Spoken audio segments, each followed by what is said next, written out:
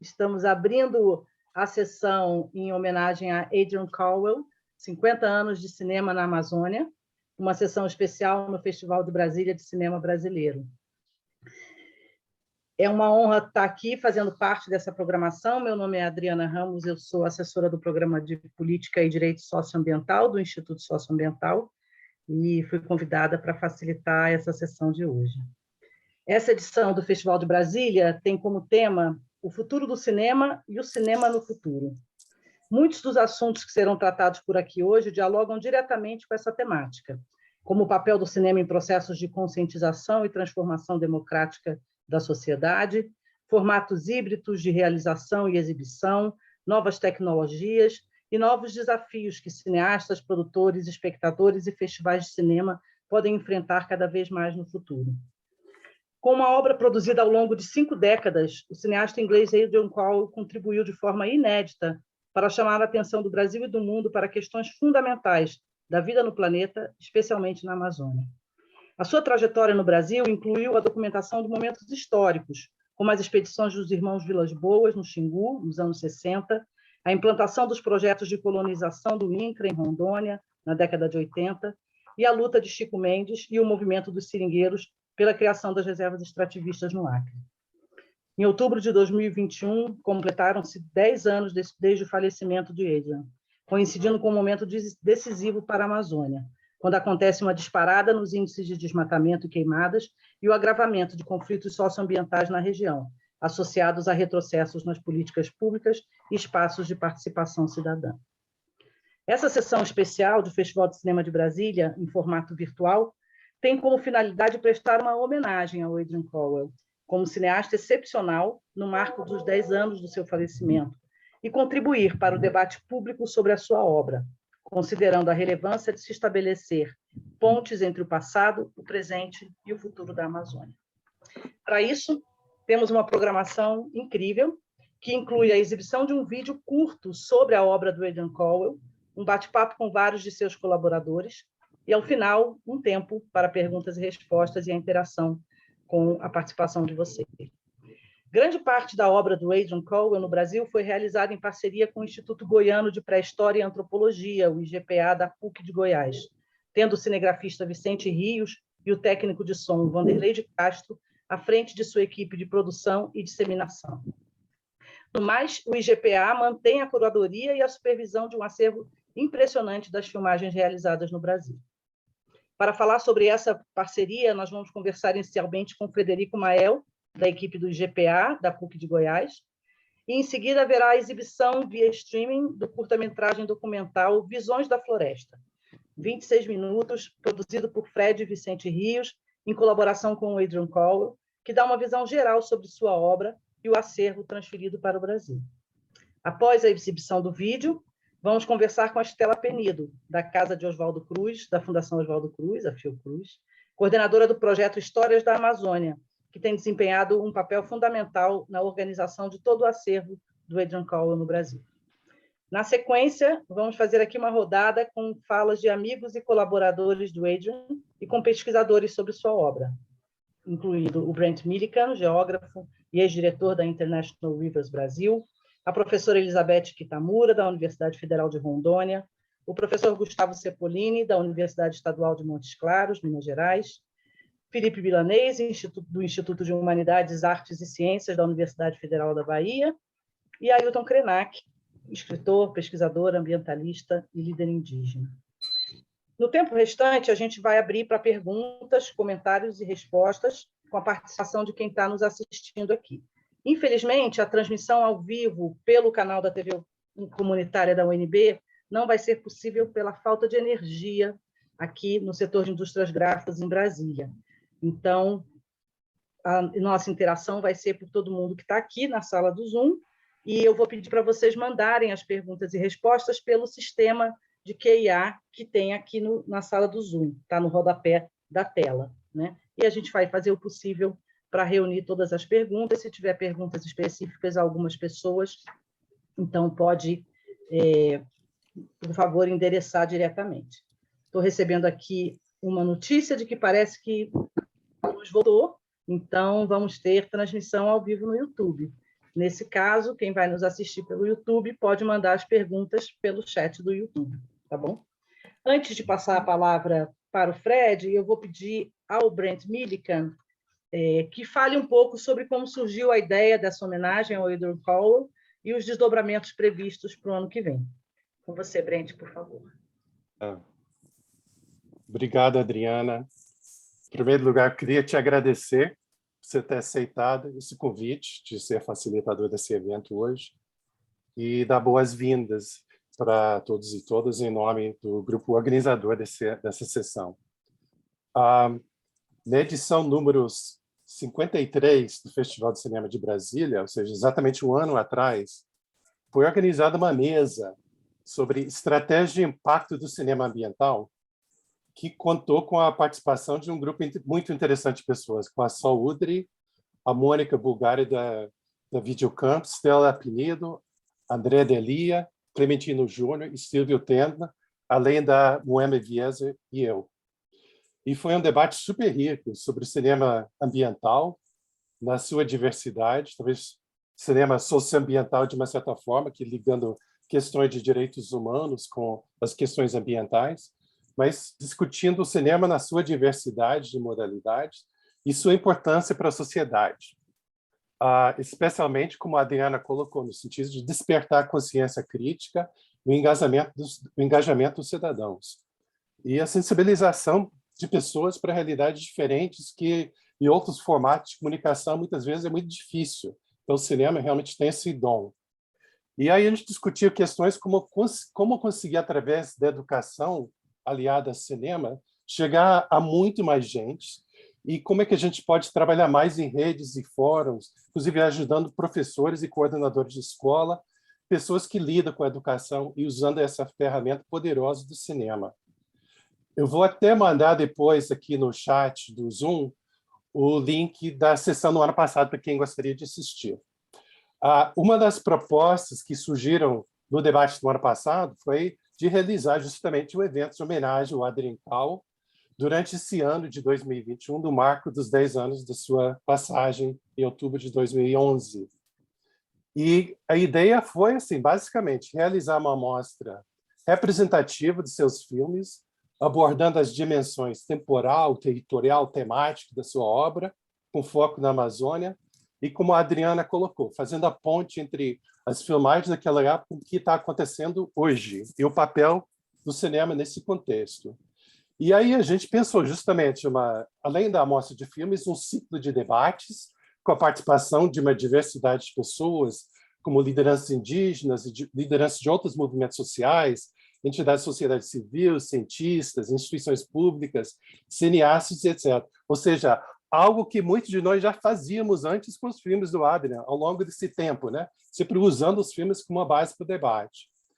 Depois do festival, foi criado um grupo, isso eu digo festival de dezembro do ano passado, foi criado um grupo informal de pessoas, de amigos, com a participação por exemplo, do Armin Dittenbach, a Ruth Kelson, o Vicente Rios, o Antônio e Fred, da PUC de Goiás, e, eventualmente, foi agregando outras pessoas também, como o professor Manuel Pereira de Andrade, o Kellerson Semerim, do Núcleo de Estudos da Amazônia da UNB, a Elizabeth Kitamura, da Universidade Federal de Rondônia, Gustavo Cepolini e Felipe Milanese, esses últimos três que estão conosco hoje.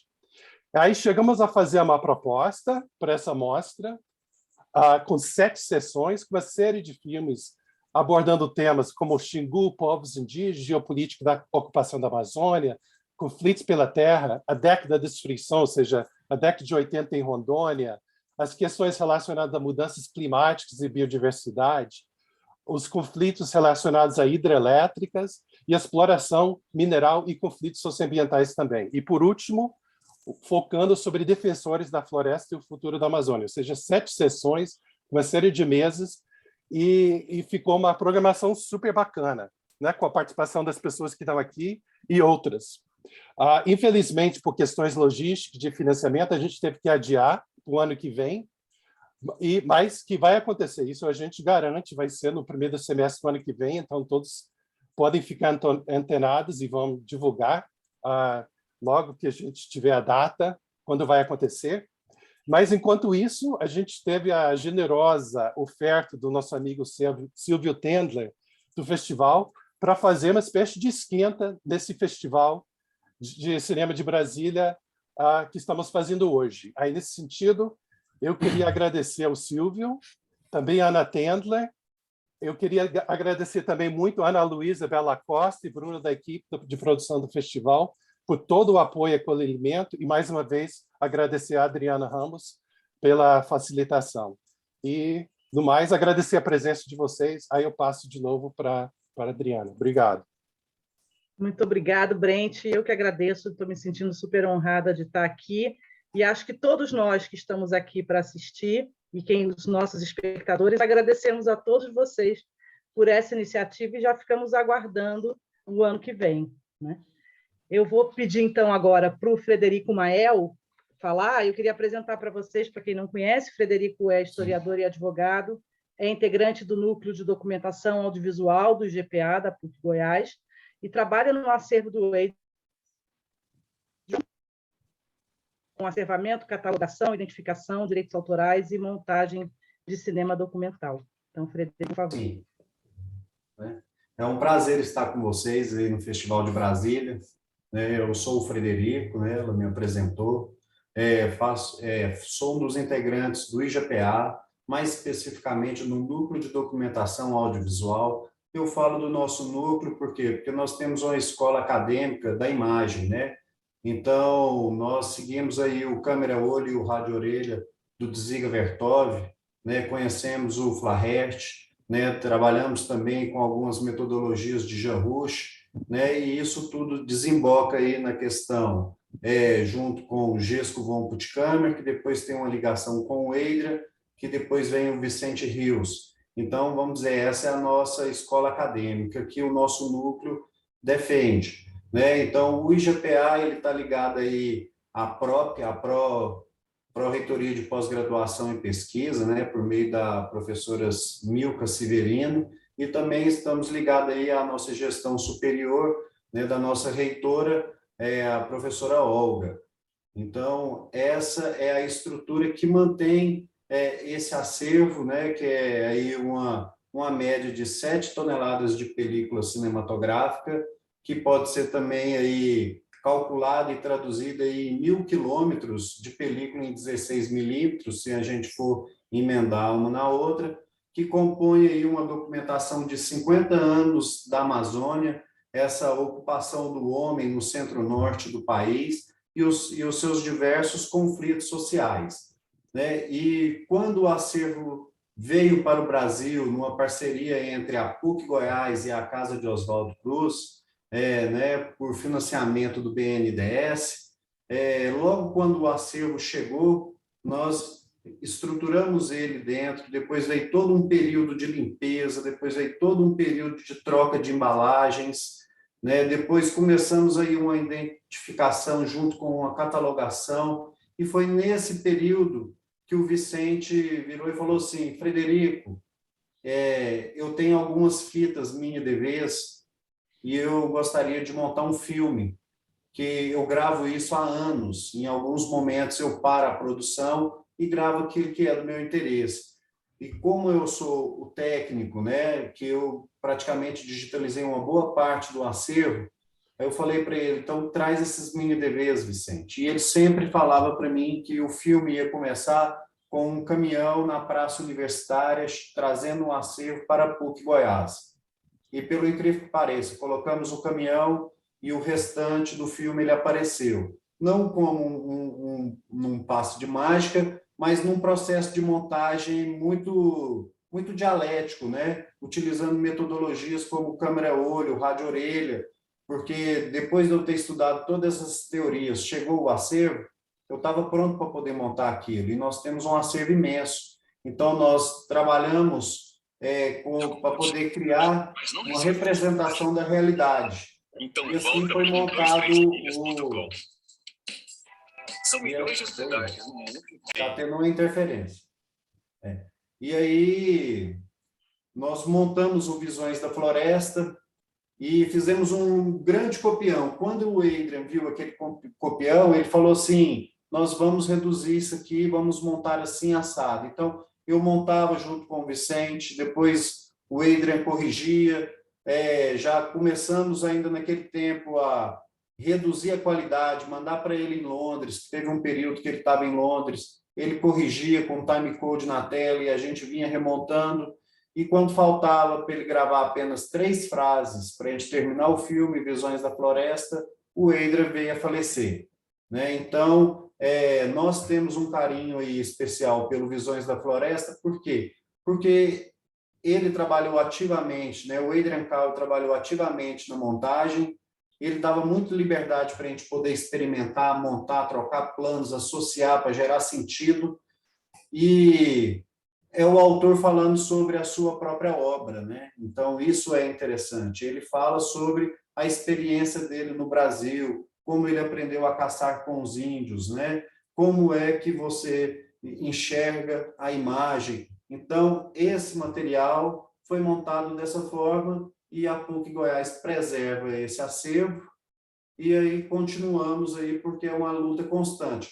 Hoje a nossa estrutura está tudo climatizado, está tudo limpinho, e é isso aí. Agora vamos assistir o nosso documentário e assim que terminar, a gente vai abrir aí para um debate, e aí aquele que tiver de curiosidade, eu estarei aqui à disposição para a gente poder conversar e tirar dúvidas, tá bom? Muito obrigado. Muito obrigada a você, Frederico. Vamos a ele, Visões da Floresta. Bota a tela cheia aí no seu computador para você aproveitar a melhor experiência. Muito obrigado. Vamos lá.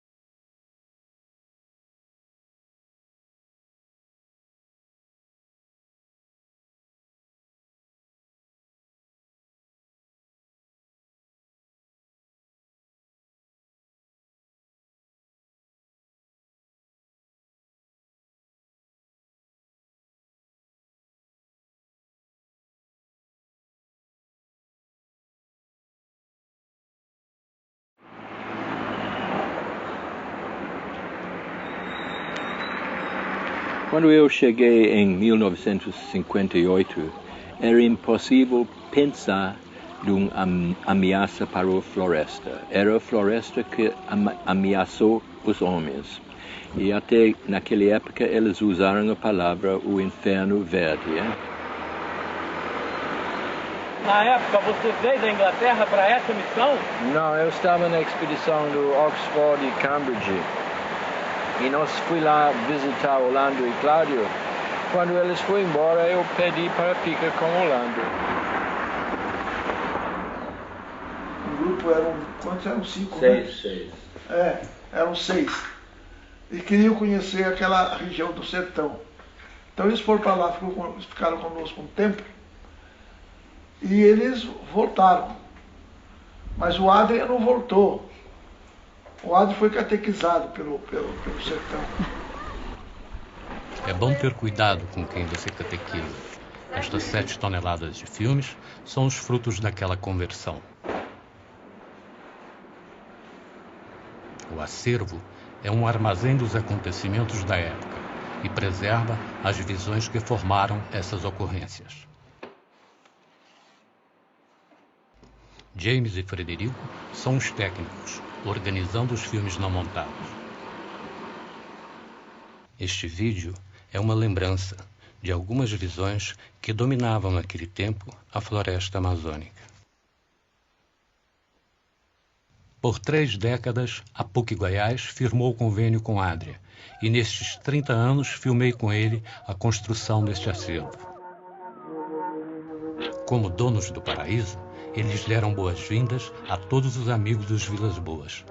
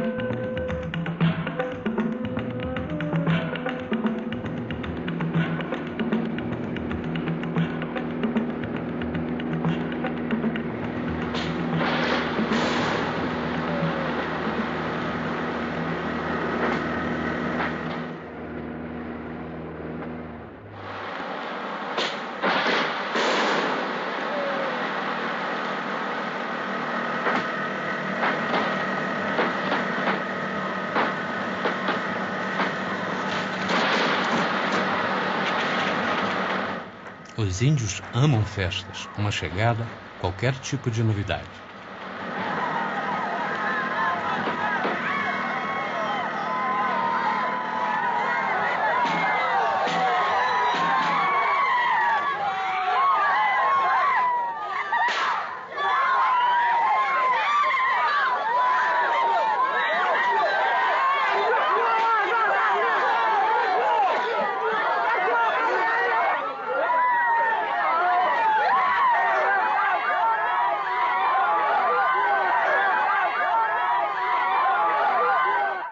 Cláudio contatou os Tucutiri pela primeira vez em 53.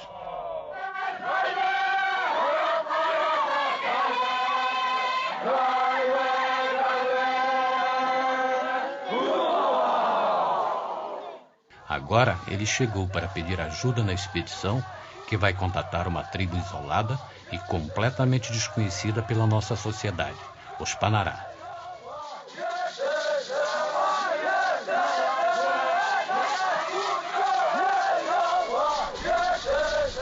Quando eu iniciei aprendendo a caçar com os índios, uma das primeiras coisas que eu aprendi é quando você está caçando, você está vivendo dentro de um mundo de som.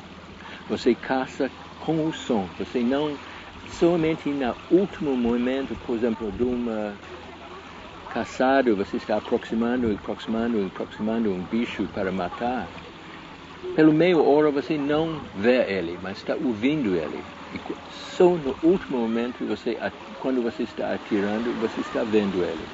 Então, o mundo é um mundo do som. E quando eu estava com os Vilas Boas, eu aprendi o processo de como você aproximar um índio desconhecido e um índio que você não percebe na floresta.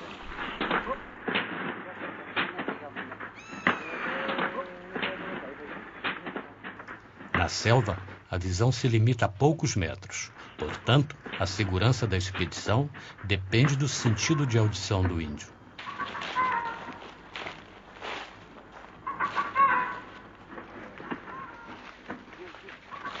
Ele é um caçador instintivo, sempre atento aos menores ruídos da mata.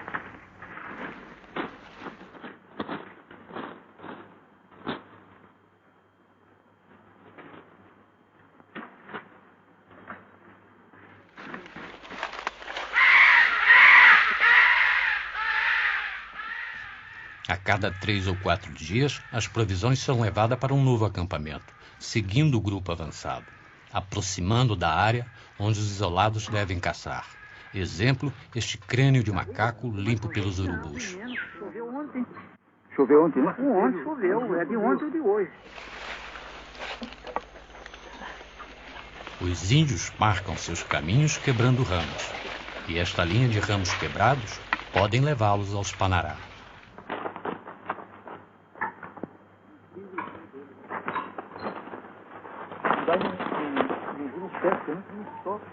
Olha aí.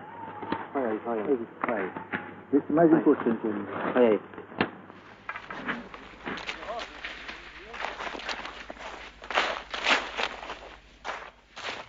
A expedição sabe que os Panarás estão aqui, mas a que distância e onde é uma dúvida capaz de enlouquecer um homem. 2 enlouqueceram nas expedições anteriores do Cláudio.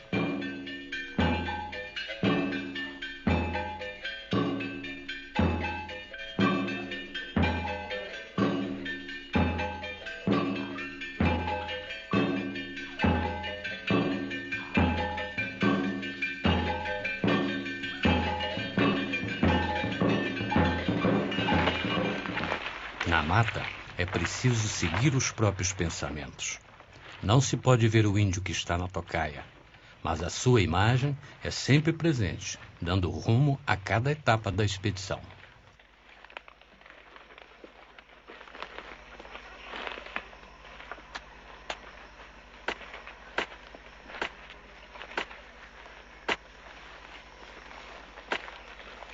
Agora, eles estão na terra dos Panará. Eles observam a expedição e sabem que estão sendo observados.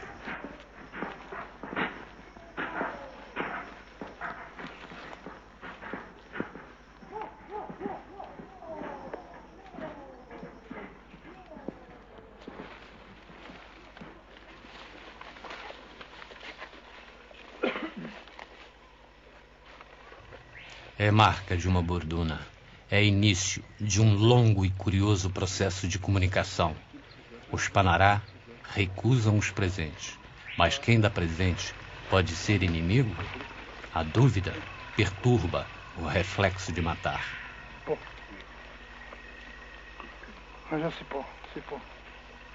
É claro, os índios, juntamente com Cláudio, podem descobrir o acampamento dos Panará e ir até lá carregando presentes.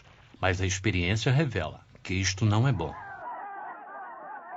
Há 12 anos, Cláudio entrou no acampamento dos desconhecidos Ticão.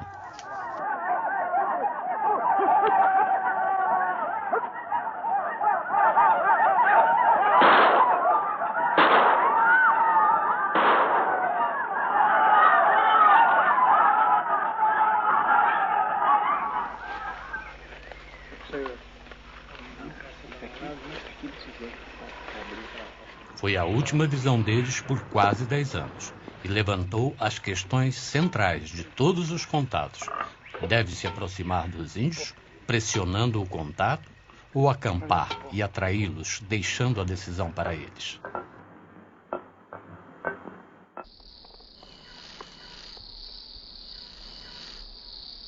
Na época dos contatos, poucas vezes Cláudio levantou desta rede. Ele tem certeza que nos confins da floresta, no meio da misteriosa mata, tem um par de olhos atentos. Eles podem ficar anos sem serem vistos e Cláudio aqui, calado. Mas, de repente, alguma coisa arrastará o observador detrás das árvores, girando a chave de sua resistência mental. A floresta esconde o índio, mas desperta ele na imaginação. Então, o que os Vilas Boas fazer, que você fazer? A floresta para você é uma tela, como uma tela de cinema. E você está jogando lá imagens do índio que você está procurando. E esse índio é um índio criado pela sua imaginação dos outros índios que você conhece.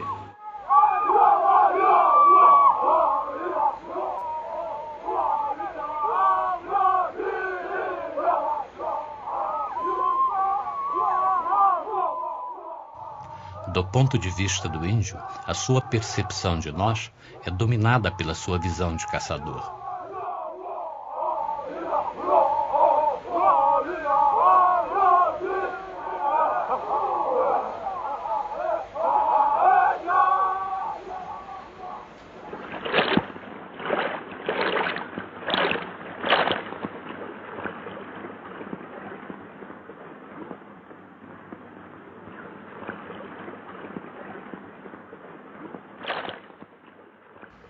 Os caçadores letais são pais afetuosos. Eles são tão amorosos quanto nós, e provavelmente mais delicados. Mas fora da tribo, eles têm outra visão. Dentro do grupo, são amáveis e generosos. Mas fora é a selva, e lá, tudo é caça para ser caçada.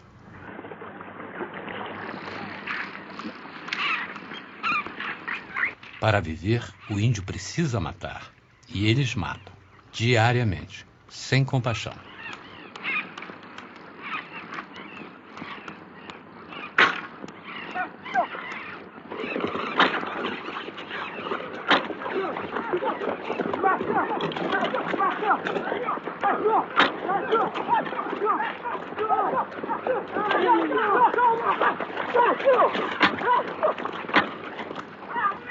Ele observa a morte com os olhos frios e indiferentes. Enquanto não compreendermos a matança, não podemos entender o índio.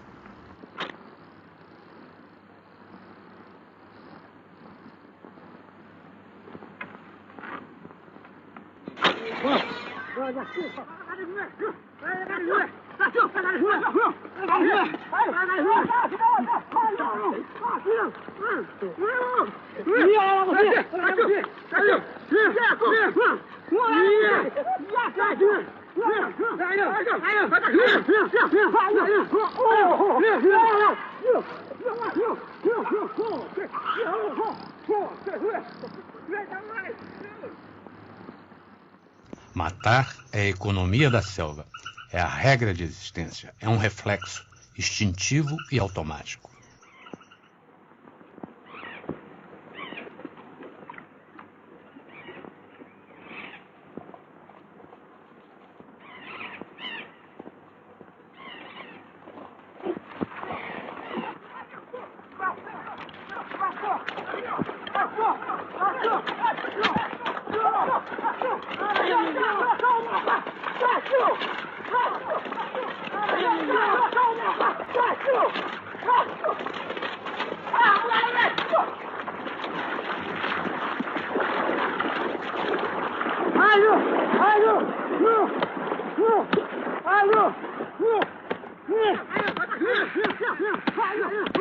Esta é a barreira mental que a expedição teve que atravessar, a constante e irrefletida chuva de gordunas.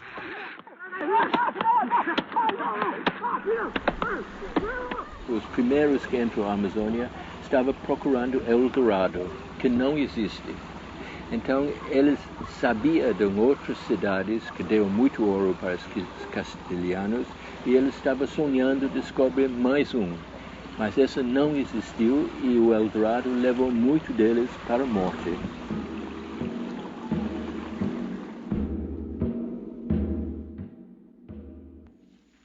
Qualquer área inexplorada inspirou lendas faraônicas e o moderno sonho do ouro levou à Amazônia 250 mil de pobres brasileiros.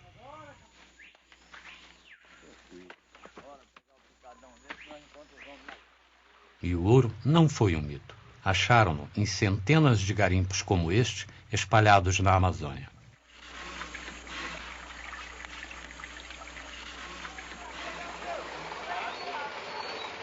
Foi um garimpeiro que achou a mina de ouro mais rica trabalhada à mão no mundo, Serra Pelada.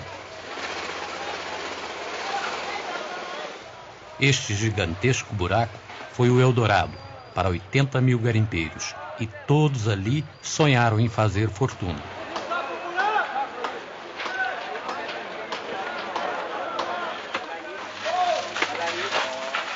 Mas na realidade, poucos saíram com muito ouro, e muitos perderam seu dinheiro reinvestido em Serra Pelada ou em outras minas.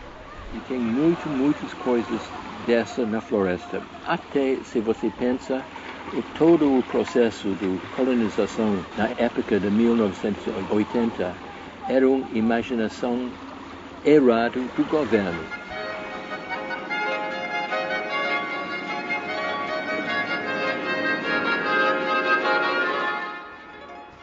A cada dia, centenas de imigrantes chegavam às cidades de fronteira, motivados pelo lema do governo: uma terra sem povo para um povo sem terra. Venham brasileiros de todo o Brasil, venham gentes de todos os povos. Rondônia lhes oferece trabalho, solidariedade e respeito. Tragam seus sonhos, anseios e ilusões. Compartilhem tudo isso com este povo admirável.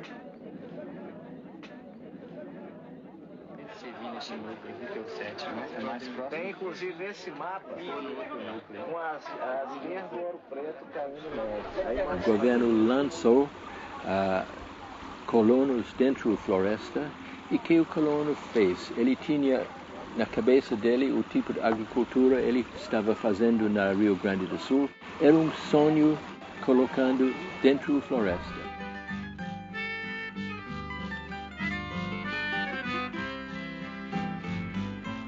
Meu cafezal em flor, quanta flor, meu cafezal. Meu cafezal em flor, quanta flor. Todo mundo sonhou em plantar café. Ai, menina, meu amor, minha flor do café.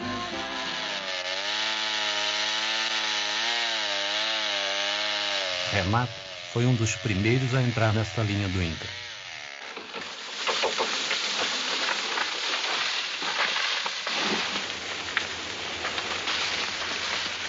No primeiro ano, Renato queimou 6 hectares para seu café e seus vizinhos queimaram mais ainda.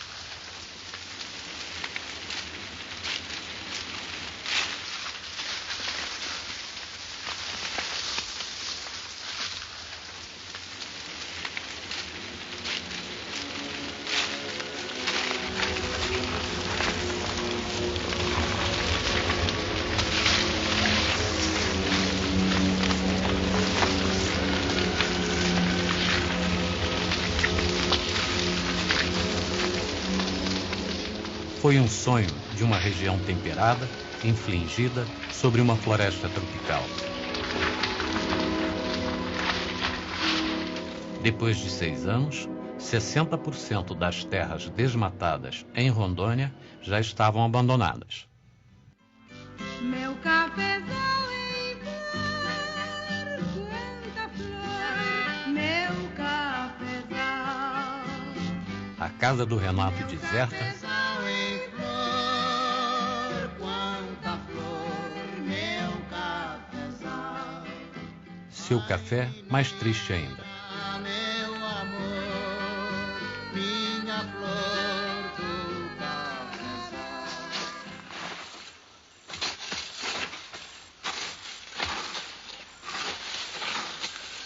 Seu Renato, por que o senhor abandonou a terra do senhor? Porque a terra não produziu, fui obrigado a abandonar. Plantei milho, não saiu, figuinho assim, arroz. Costuma dar toceira grande em terra boa lá, toceriquinha. Você planta 40 litros para poder tirar 3, 4 sacos. Então não deu jeito de ficar lá. E aqui agora, seu Renato, quais que é as condições do senhor? Se tornando mesmo meieiro, sem futuro, só a meia, por centeiro.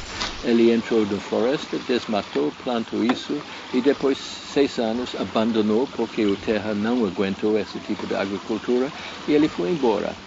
E o problema do nosso tratamento com a floresta é que tem tantas pessoas imaginando eles vão criar o sonho dela dentro desse espaço branco.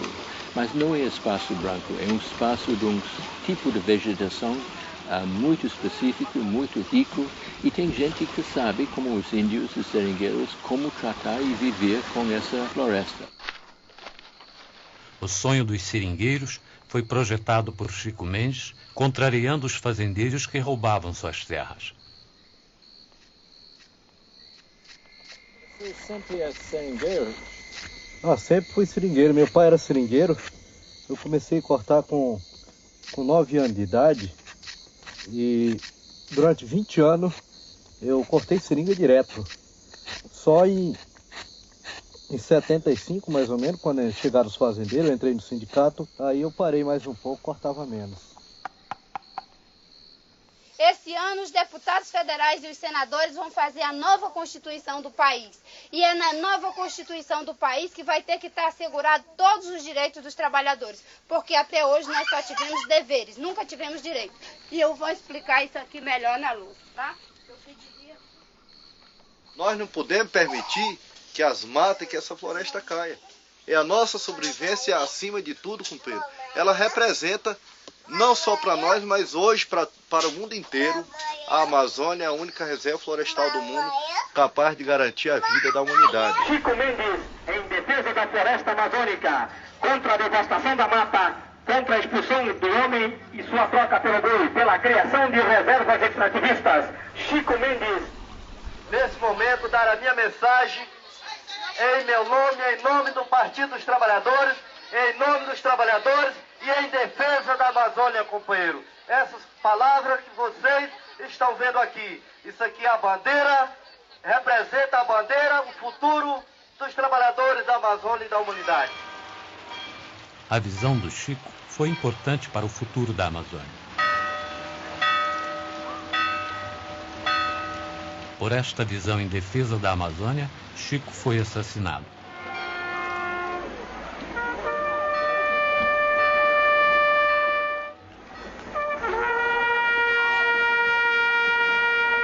Quinze anos depois, o presidente Lula visitou o túmulo do Chico.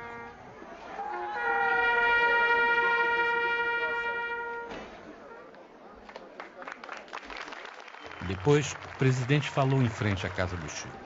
Me receberam hoje na igreja em que nós velamos o corpo do Chico Mendes é a certeza de que nós estamos no caminho certo. A única coisa que eu tenho muita clareza são os compromissos assumidos ao longo da história. Os amigos do Chico choraram. Foi um momento de muita emoção. Acho que presidente, amigo e ministra, amiga, ministra, enfim, acho que ele não pensou isso. Que às vezes a gente não conseguia ser recebido nem pelo representante do IBAMA de Chapuri. Então, ter o presidente da República lá na frente da casinha, se ele fosse vivo, ia dar um beliscão assim naquela barriguinha gorda dele. Sentimos-nos afortunados pelo fato do acervo ter preservado, dentro de tantos eventos negativos, no mínimo esta visão feliz, uma visão das pessoas que habitam e amam a floresta.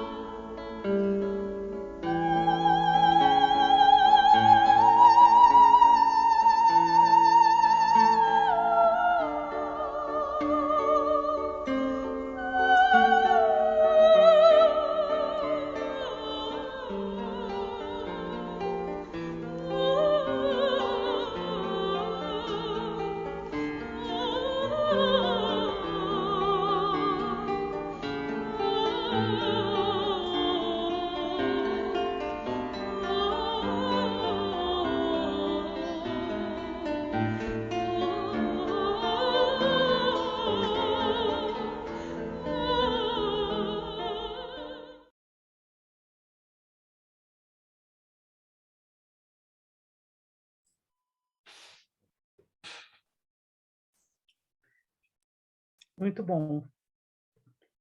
Que bom. E pensar, né, que a imaginação errada do governo volta do mesmo jeitinho a nos assustar agora, anos depois. Eu vou chamar agora para falar a Estela Penido, ela que é documentarista, socióloga, mestre em comunicação e cultura pelo UFRJ, pesquisadora em saúde pública com foco na Amazônia brasileira, na Fiocruz, e que coordenou o projeto Amazônia, segundo Adrian Cowell, 50 anos de memória audiovisual, no período de 2006 a 2011. Estela, é com você. Boa tarde a todos. Primeiro, agradecer de estar aqui, né? Agradecer ao Silvio Tendler e a todos os amigos. Nós passamos um ano conversando e amadurecendo essa ideia para estar aqui hoje. E essa perspectiva assim, de fazer uma mostra bem completa o ano que vem, né? Então, eu conheci o trabalho do Adrian pesquisando por uma mostra de filmes em 99, onde eu vi mais de 300 filmes. Hoje teria que ver talvez o dobro.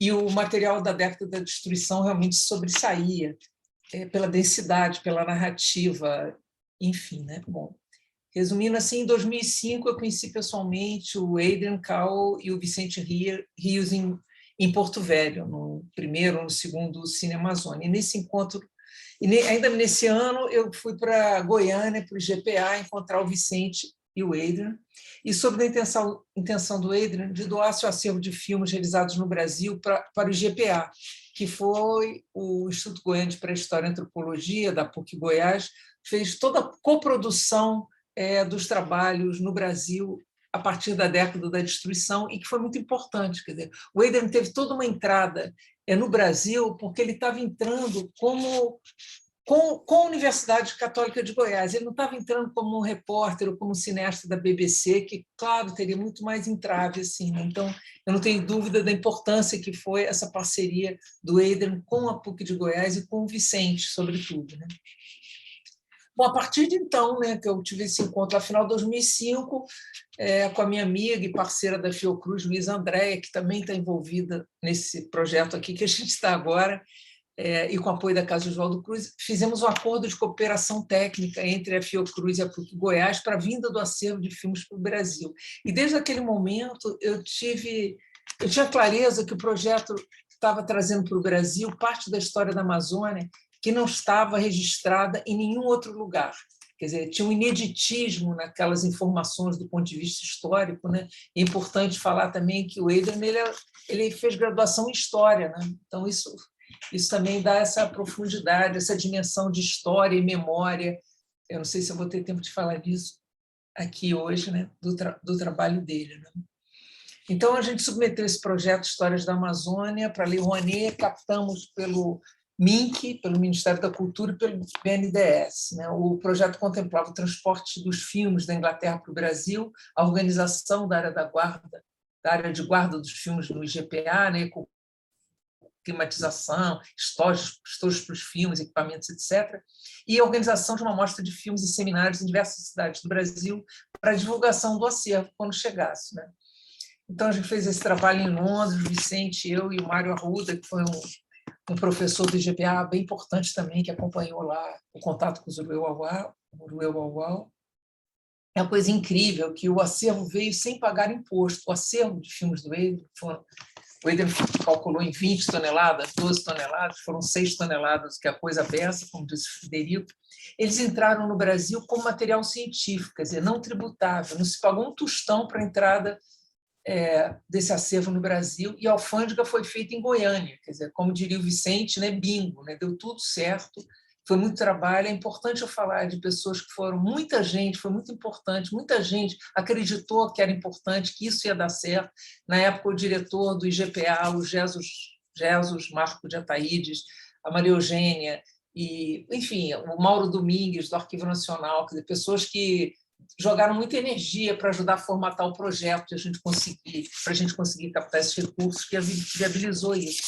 E nós trabalhamos muito com esse dinheiro, a gente conseguiu trabalhar no acervo até o final, até a morte do Adrien. O Adrien veio várias vezes ao Brasil e trabalhamos juntos, GPA e Casa Oswaldo Cruz, no acervo.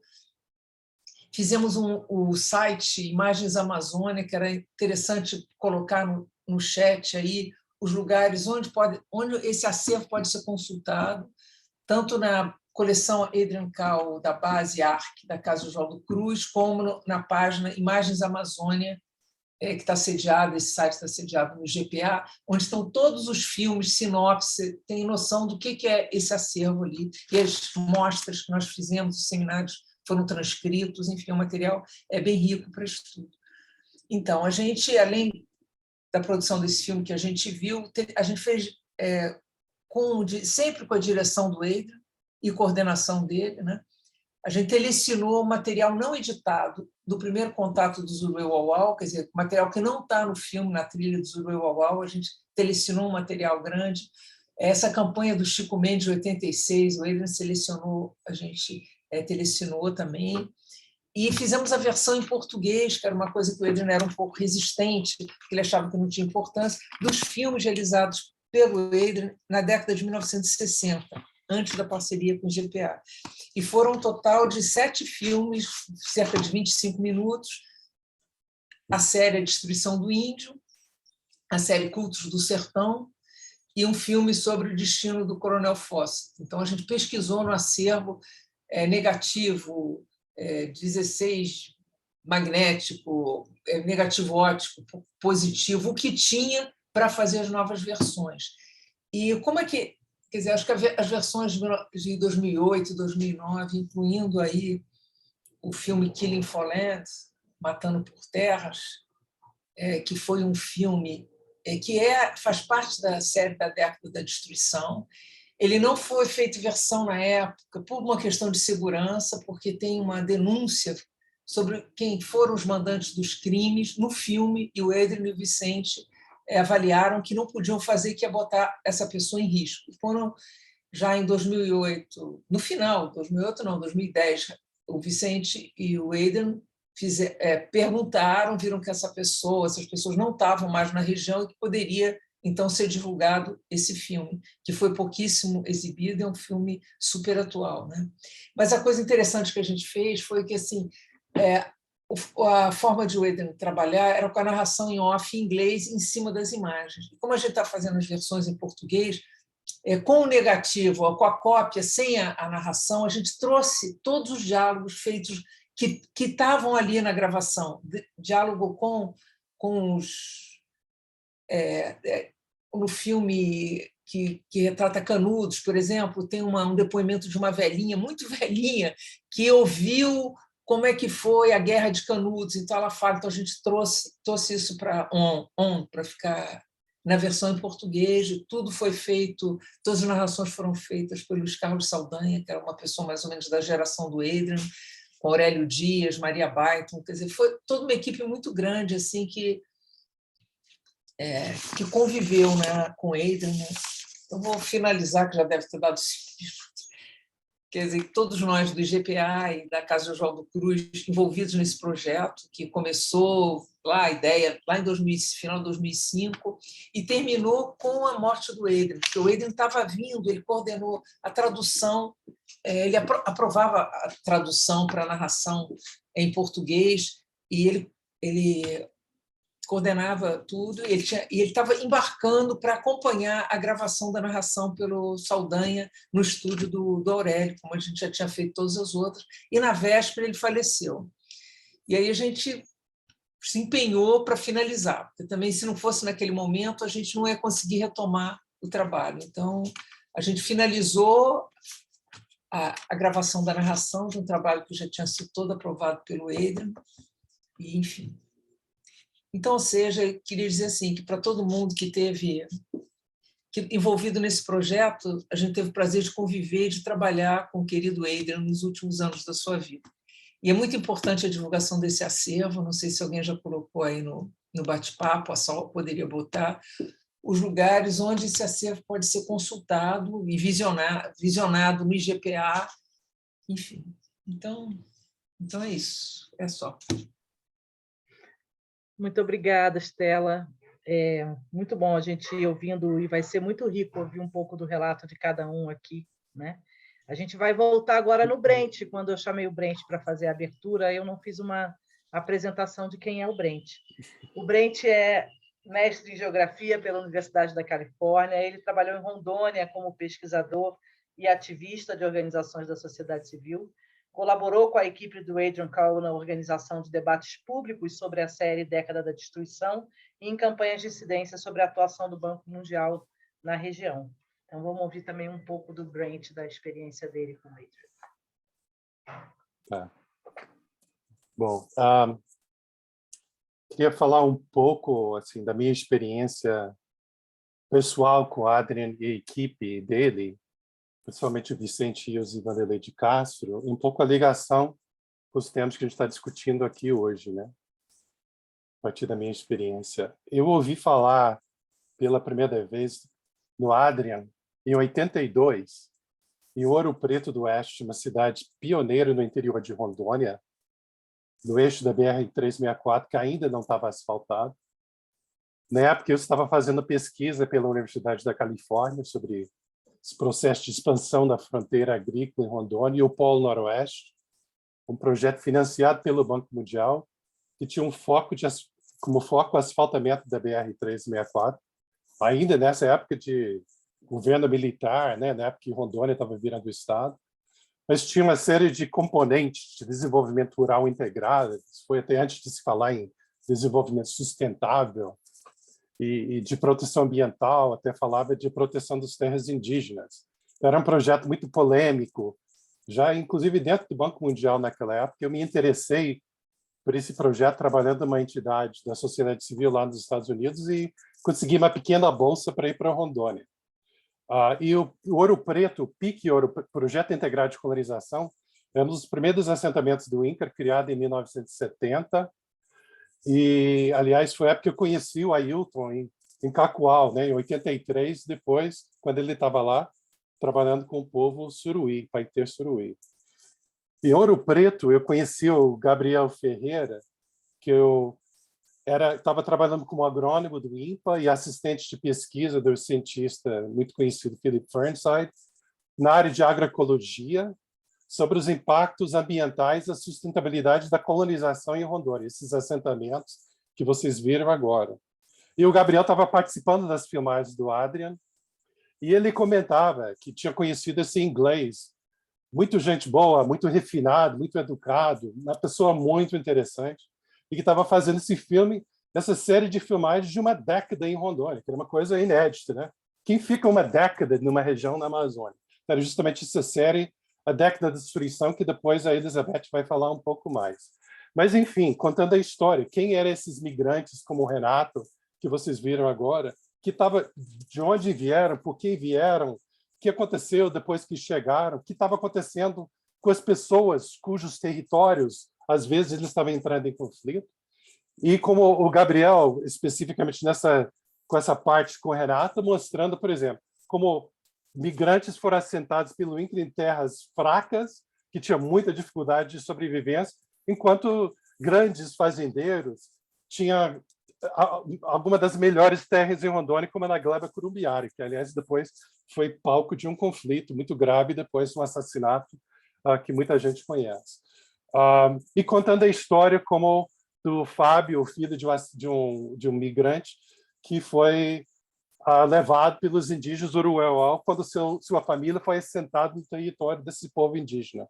Bom, o que eu queria contar um pouco era que, depois, nesse contexto, o Banco Mundial e o Polo Noroeste viraram um estudo de caso de uma campanha internacional de pressionar o Banco Mundial e outras instituições financeiras sobre suas políticas socioambientais. E aí o Polo Noroeste era um caso, junto com a barragem de Narmada na Índia, barragem de Três Gigantes na China e outros, né? Então, os filmes do Adrien foram muito importantes para essa campanha.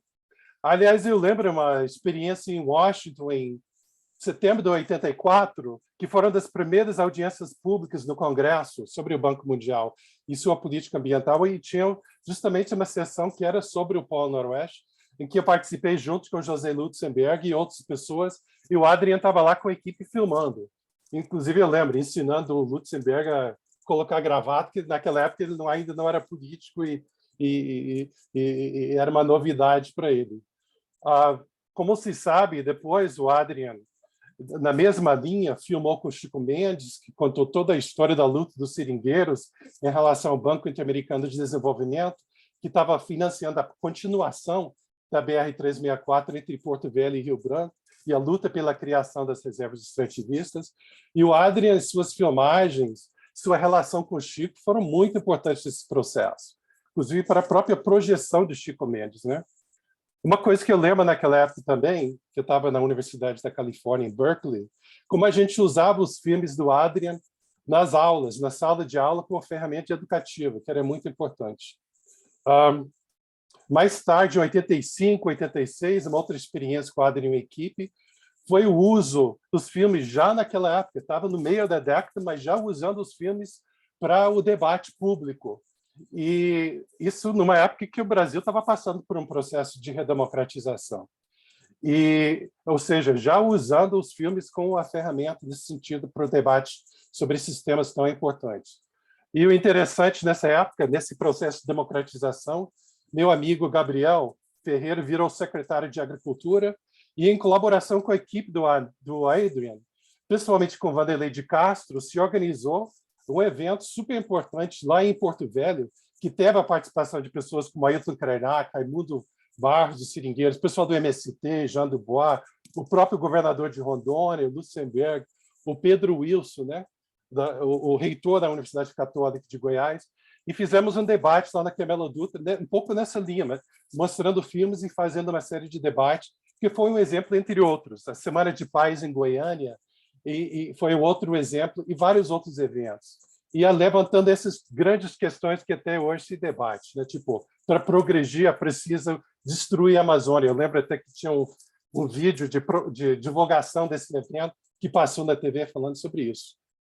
Depois, só para terminar, eu tive assim, uma experiência muito legal de ter contribuído para a nomeação do Adrien, Vicente e Estela para o Prêmio Chico Mendes em 2007, que eles acabaram ganhando na área de artes e cinema. E, em suma, a minha experiência que a felicidade de ter conhecido o Adrien e toda a sua equipe e de ver que realmente é um trabalho muito pioneiro do cinema, de sensibilização, de despertar da consciência da sociedade para questões globais, como hoje as mudanças climáticas se discute muito, mas como estão ligadas às questões do território e a importância das vozes das pessoas que vivem no território, os povos indígenas, os seringueiros, os outros defensores das florestas e dos rios, qual que é a solução que se busca a proteção ambiental com justiça ambiental, socioambiental. E envolvendo outros atores da sociedade também, eu lembro o Enéas Salat, por exemplo, um cientista importante que participou dos filmagens. Então, dando voz para essas pessoas que muitas vezes não são escutadas. E é uma felicidade ver que esse trabalho deixou um legado, inclusive com cineastas como Felipe Milanês, o André Delia, e pessoas que a gente conheceu na luta de longa data, como Ailton, e as novas gerações, a exemplo da Chay Suruí, que falou lá na COP26, a filha da Neidinha, do Almir Suruí, que teve uma participação super importante lá em Glasgow. Então, mais uma vez, agradecer a oportunidade e a participação de todos vocês e dizer que vamos continuar esse debate, a gente espera numa mostra muito mais ampla no ano que vem. Obrigado. Obrigada, Brent. A gente vai ouvir agora Elizabeth Kitamura, ela que é professora do Departamento de Jornalismo da Universidade Federal de Rondônia, integrante do Grupo de Pesquisa e Extensão em Audiovisual e autora do livro Cinema e Educação, o conflito socioambiental na representação fílmica de Adrian Cowell. Elizabeth.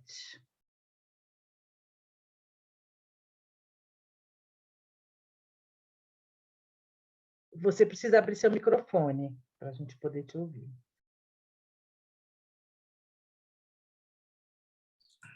Pronto? Pronto. Deixa eu abrir aqui o arquivo.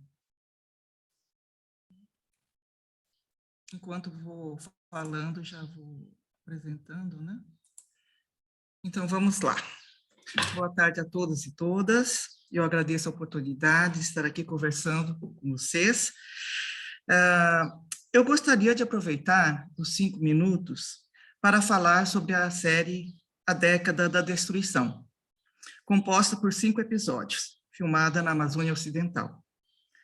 Esta imagem é a que abre cada episódio da série.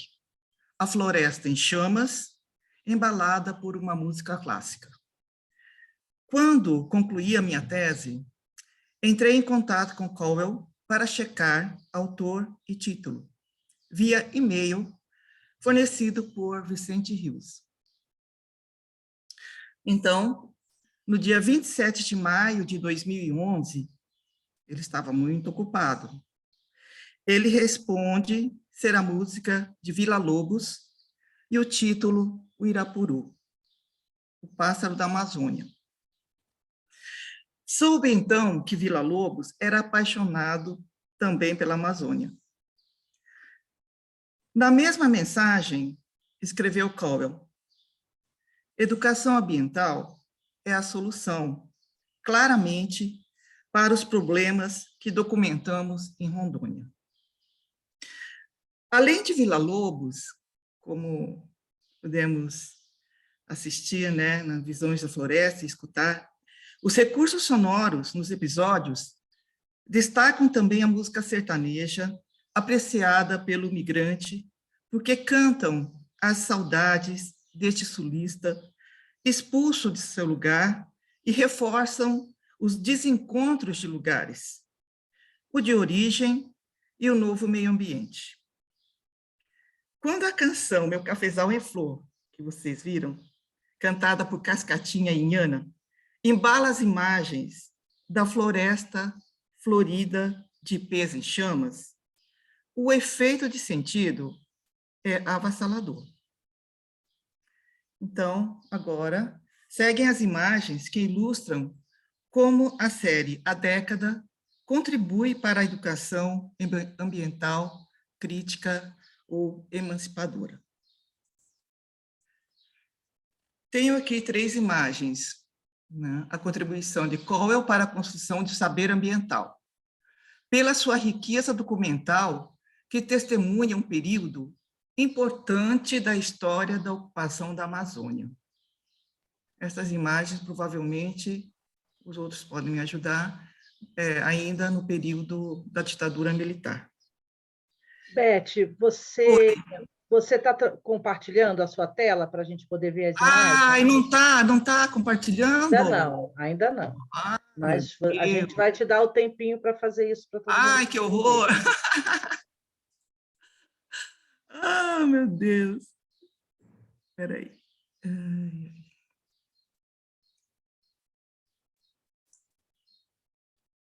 Vamos lá.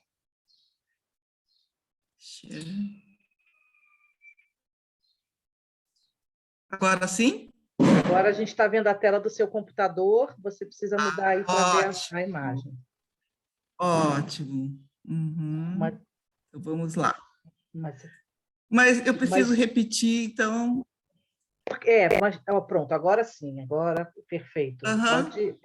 Pode voltar, vai. Dá tempo, a gente dá um jeito. Boa tarde a todos. Não, eu vou cravar os 5 minutos. Boa tarde a todos. Eu gostaria de aproveitar os 5 minutos para falar sobre a série A Década da Destruição, composta por 5 episódios, filmada na Amazônia Ocidental. Esta imagem muito forte é a que abre cada episódio da série. A floresta em chamas, embalada por uma música clássica. Quando concluía a minha tese, entrei em contato com Cowell para checar autor e título via e-mail fornecido por Vicente Rios.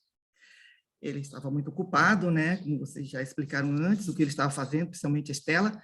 No dia 27 de maio de 2011, ele responde ser a música de Villa-Lobos e o título O Irapuru, o pássaro da Amazônia. Soube então que Villa-Lobos era apaixonado pela Amazônia. Na mesma mensagem escreveu Cowell: educação ambiental é a solução, claramente, para os problemas que documentamos em Rondônia. Além de Villa-Lobos, os recursos sonoros dos episódios destacam também a música sertaneja. Vocês viram ali a Eucatu, né? Os ônibus da Eucatu chegando, né, em Rondônia.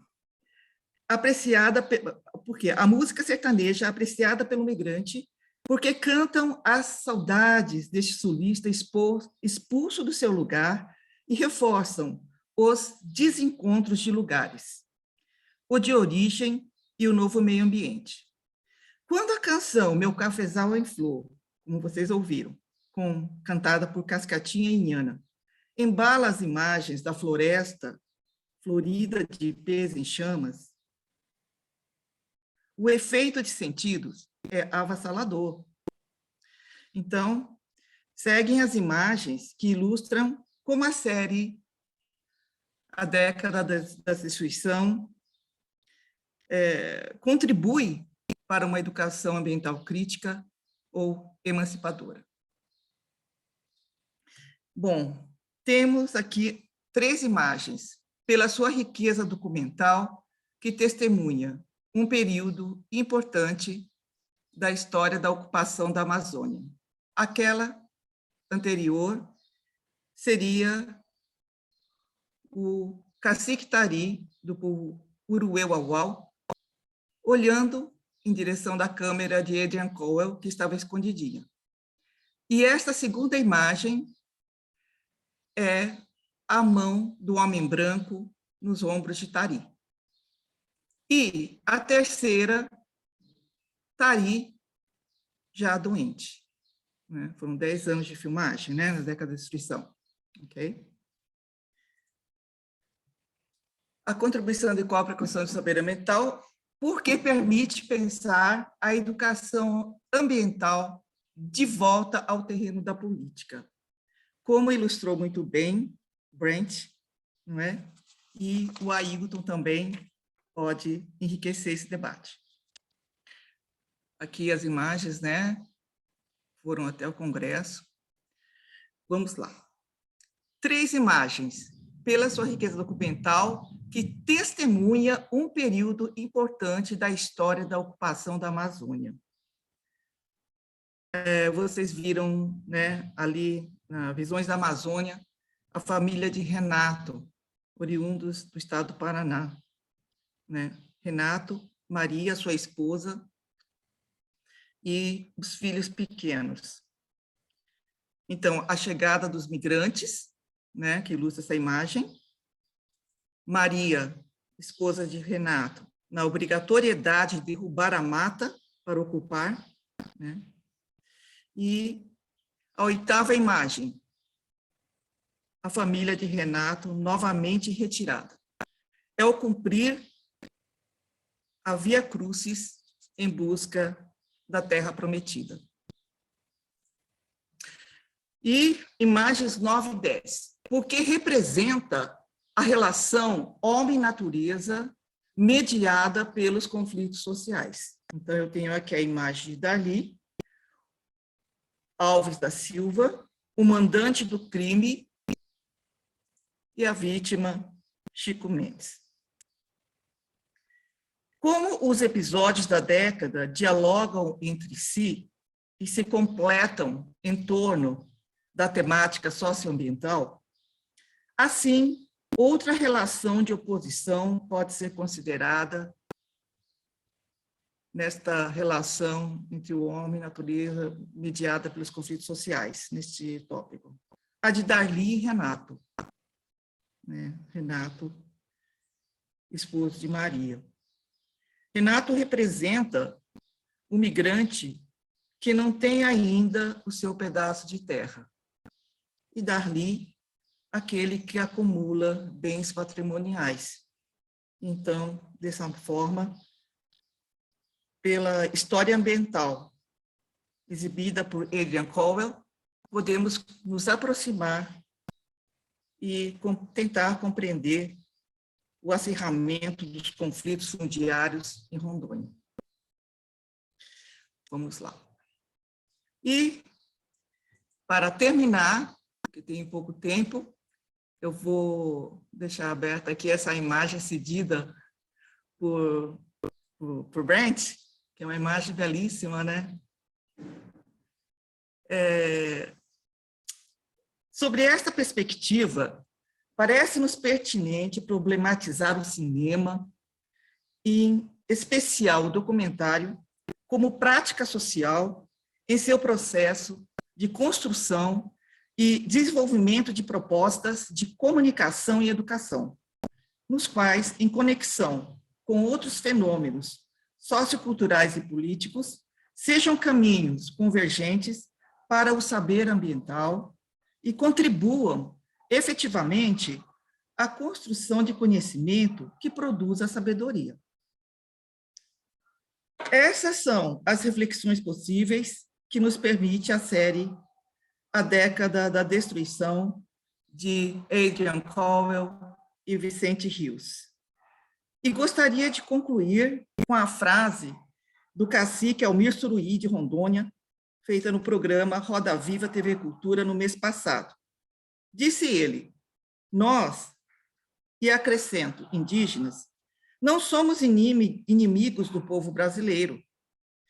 Eu acredito que os filmes de Cowell permitem desconstruir esta imagem negativa do índio, ainda recorrente nas áreas de conflito, e contribui significativamente para a produção de um saber ambiental crítico que questione a reprodução do capital e as práticas predatórias atuais do homem na natureza.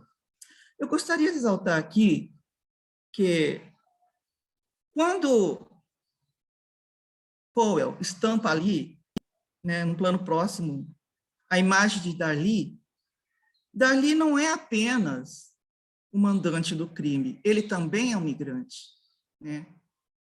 Um migrante, o mesmo migrante que Renato, que pode ser considerado, talvez, o migrante heróico. E essa possibilidade, essa abordagem, enriquece muito, para quem pesquisa os conflitos ambientais em Rondônia ou em qualquer parte do país. Muito obrigada. Obrigada a você, Beth. Eu queria aproveitar aqui, antes de chamar o Gustavo, e dizer para todo mundo que está participando que, ao final da sessão, vai ter uma pesquisa de satisfação no chat, e quem responder está concorrendo a um catálogo impresso do 54º Festival de Brasília. Então, não percam a oportunidade.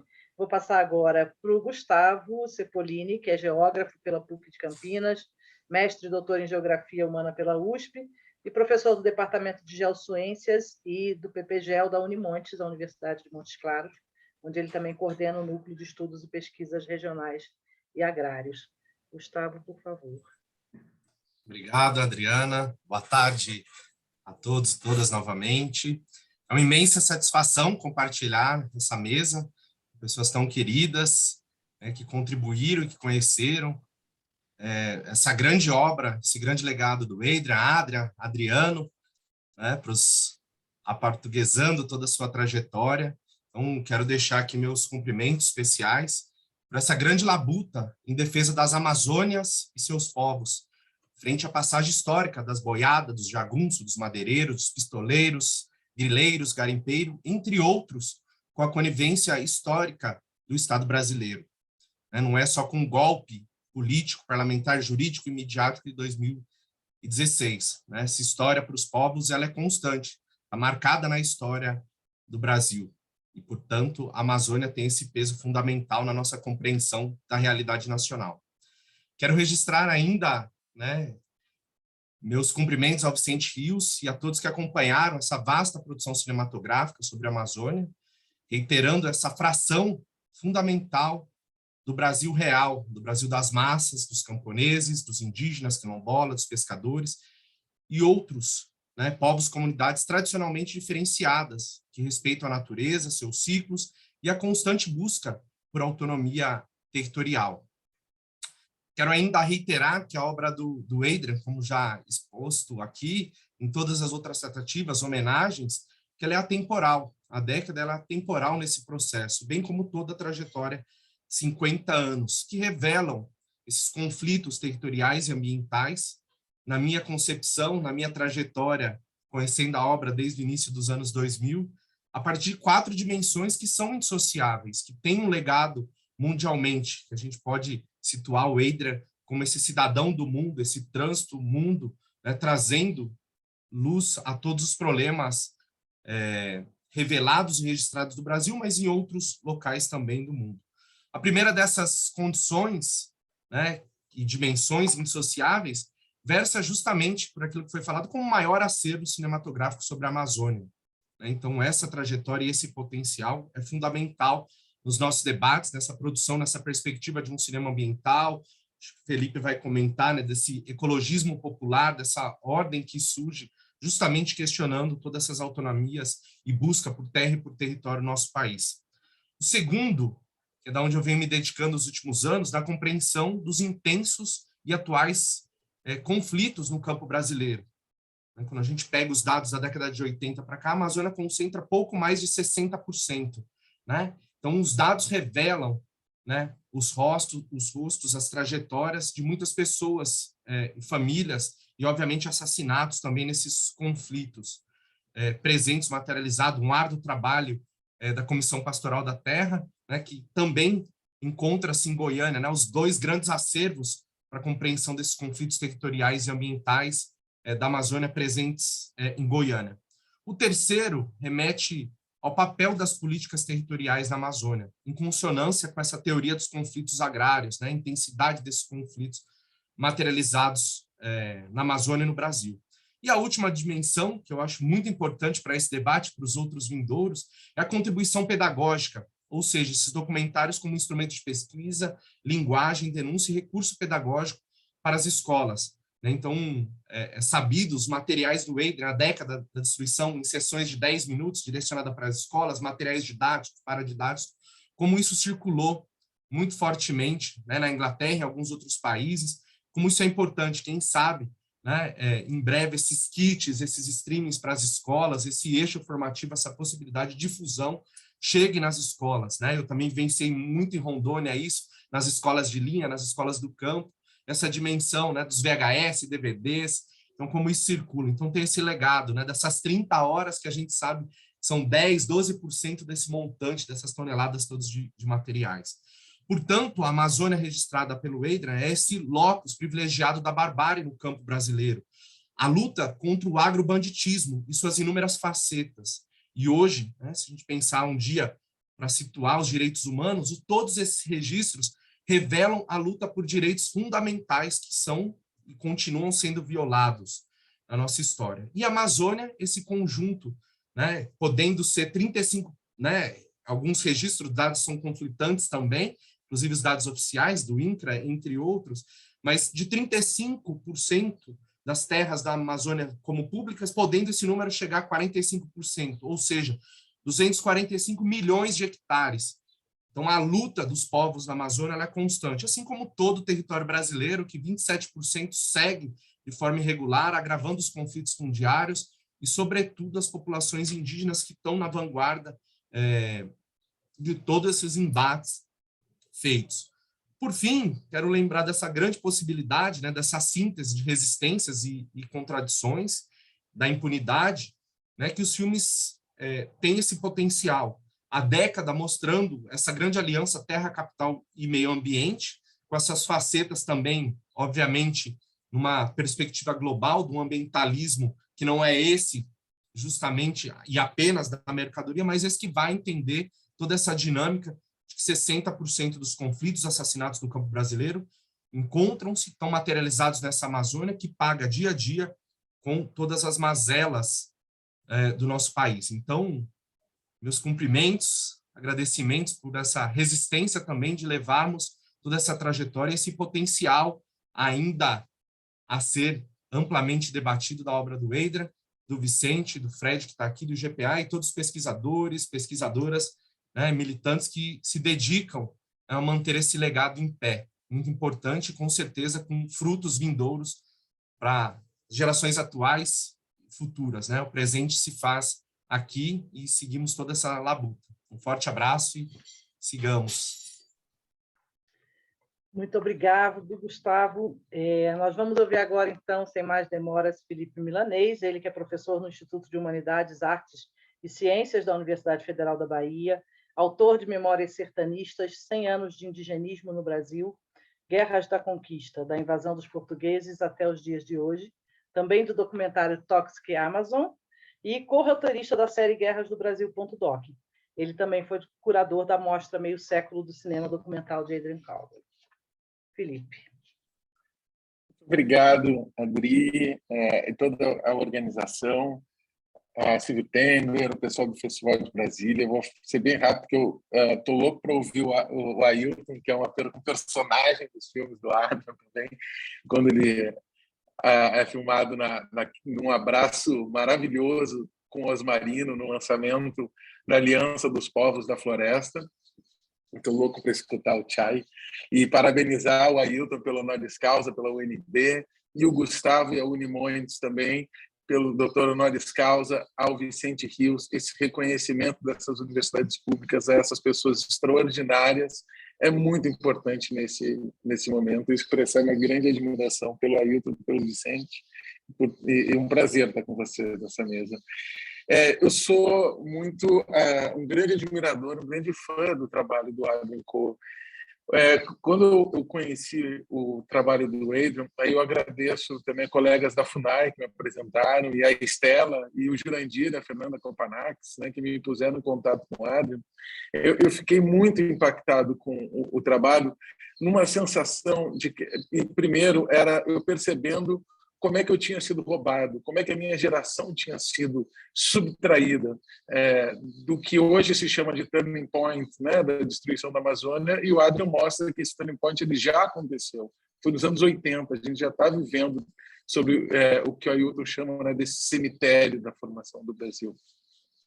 Só que tinha um aspecto no trabalho do Adrian, e no Adrian como pessoa que me influenciou e me influencia muito, que é o aspecto humanístico dele, de profunda dedicação com as histórias, com as pessoas. O Adrian ele nasce na China como um colonizador inglês, filho de colonizadores ingleses. Ele vai estudar na Inglaterra, e toda a chance que ele tem de sair da Inglaterra, de denunciar o que a Inglaterra fazia no mundo, ele fazia.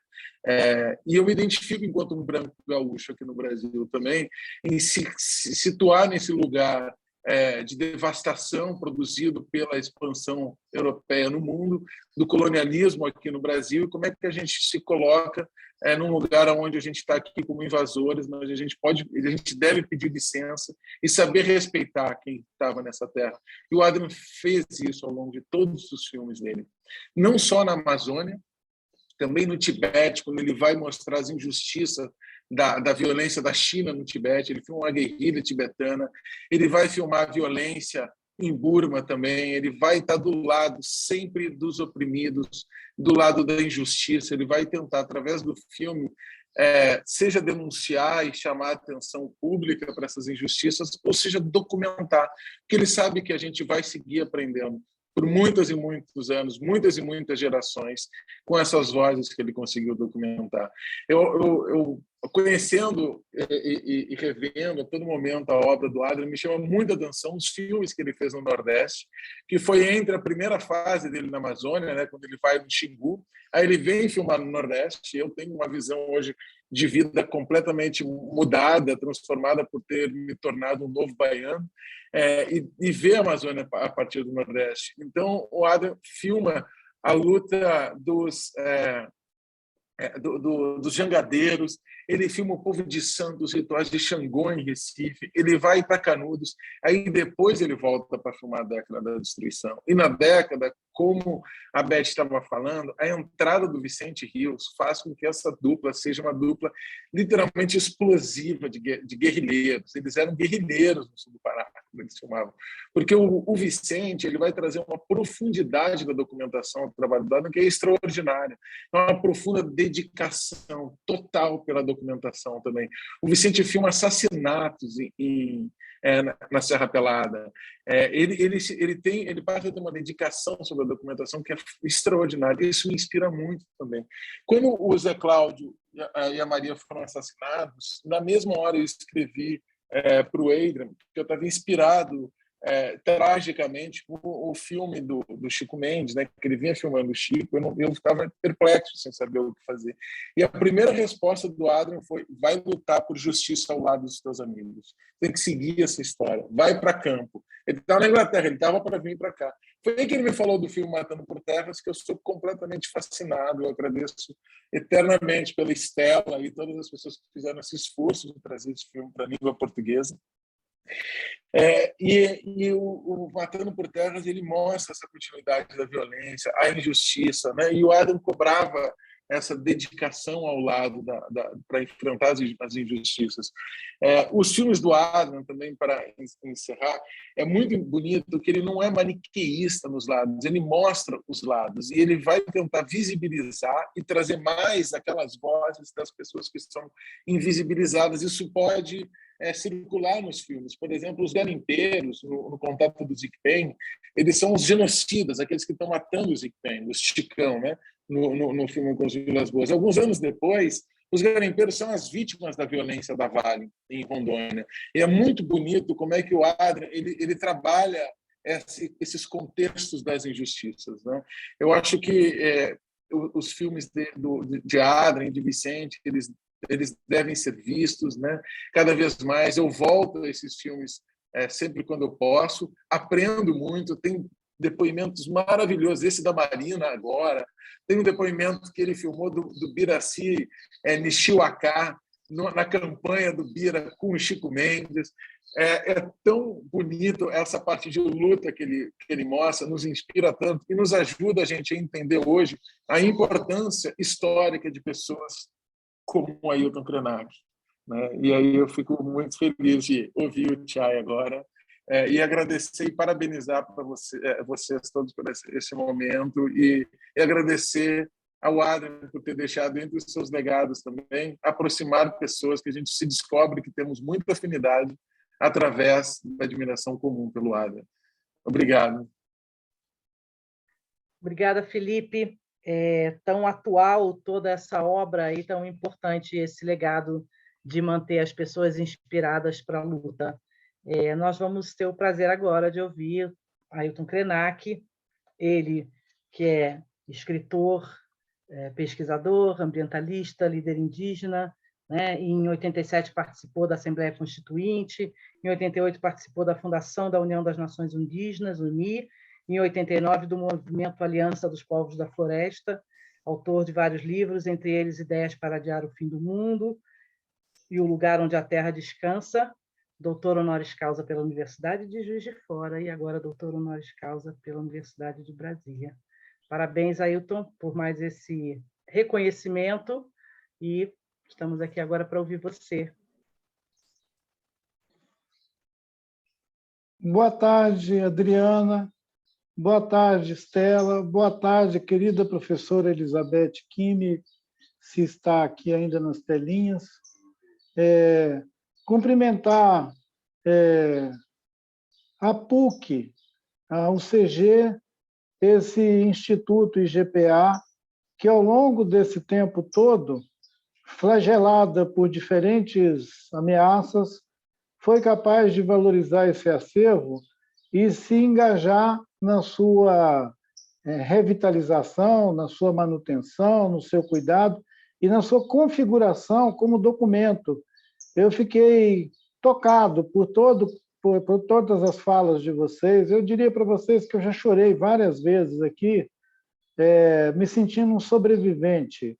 E quando o Brent falou daquelas peregrinações todas por Rondônia, e depois aquela gente que foi de Rondônia para o Acre, que continuaram batendo perna nessa tal de Amazônia, e toda essa ilusão de ocupar um lugar do mundo que parece que o Adriano, o nosso querido Adrian, conseguiu antecipar muita coisa que só pode ser percebida depois que tudo aconteceu. Eu fiquei lembrando aqui do Krashberg, quando viu aquelas ruínas florestais e produziu um discurso sobre aquela destruição. E outros artistas que se inspiraram também nesse mesmo olhar sobre essa brutal ocupação da Amazônia, que talvez tenha sido o grande épico que o Adrian decidiu documentar numa interessante observação de que os documentaristas, me parece, são aqueles caras que acreditam que a história está acontecendo ali. E o Adriano contraria isso. Ele me parece um historiador da imagem. Ele está criando história para um dia alguém ver. É diferente dessa ideia do documentário em ação, e mesmo que ele botasse o corpo dele e incitasse depois o nosso querido Felipe a ir a campo, esse vai a campo, essa voz de combate dele, ele, na verdade, sabe que esse ir a campo é muito mais um gesto de solidariedade com quem está sendo massacrado do que uma possibilidade de debelar a crise. Eu acho que o Adrian sabia que estava fazendo imagens para o futuro. Quando ele dá o título de Década da Destruição, eu acho que ele entrega esse segredo dele, de que ele estava mostrando um período da nossa história para alguém olhar no século XXI, assim como o Chico escreveu uma carta para um jovem, uma criança do futuro, que ainda vai nascer lá em 2120 e tantos. Então, são essas pessoas visionárias que conseguiram atinar com o desastre que a gente estava vivendo e reafirmando aquela notícia de que, durante os eventos da história, nós não somos capazes de entender nada, a gente só entende depois.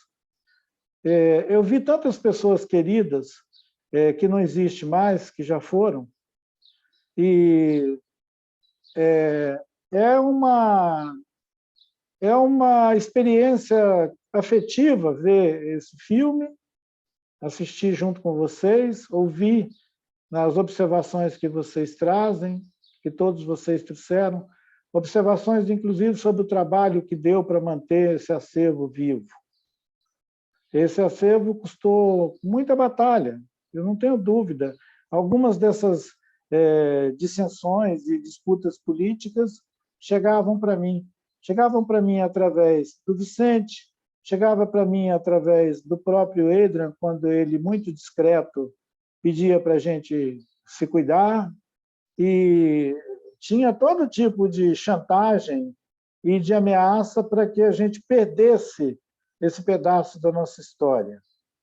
Porque, mais do que uma história sobre a ocupação da Amazônia, Essa é a história continuada da ocupação desse país.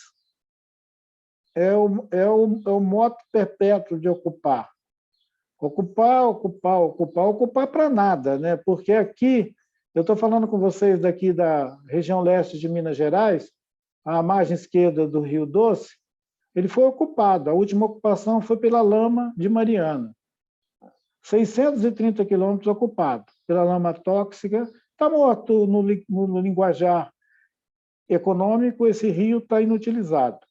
Nós sabemos que o Atu, esse rio, está vivo, mas ele está fora do alcance dessa especulação de terra, de água, de floresta, de minério, de ouro. Essa doença, uma doença encravada na medula desses colonos todos que vieram para cá, e que eu duvido de que exista educação ambiental que vai arrancar esse veneno da medula dessa gente. Porque são gente que nasceram gerações e gerações formadas para serem proprietários. Eles foram ensinados a ser proprietários. Proprietários da terra, proprietários do mundo, proprietários. Aquele sujeito que vai morrer de malária em Rondônia, ele quer ter uma propriedade. Ele morre para ter uma propriedade, em nome da propriedade. Então, é os miseráveis morrendo em nome de um desejo proprietário. Eu tenho aprendido muito. Aprendi agora com todos vocês, aprendo de novo vendo aquelas imagens, aprendo escutando o Adrian dizer que dentro da floresta tudo é som. Tudo.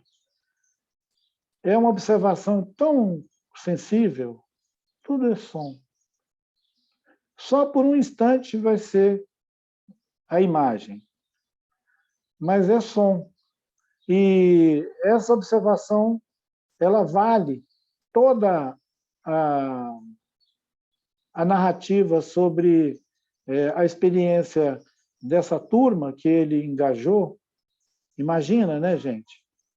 Tinha o Orlando, o Cláudio, quer dizer, tinha esses caras que se jogaram dentro da floresta sem passagem de volta.